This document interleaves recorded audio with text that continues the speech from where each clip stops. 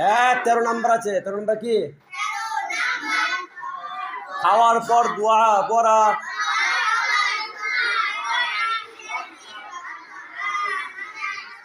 আলহামদুলিল্লাহ ভালো করে বল, ওটা ভালো করে বলবি। খাওয়ার পর দোয়া পড়া অর্থাৎ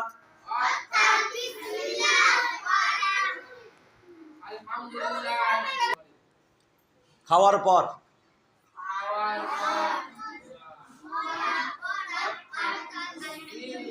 আলহামদুলিল্লাহিল্লাযী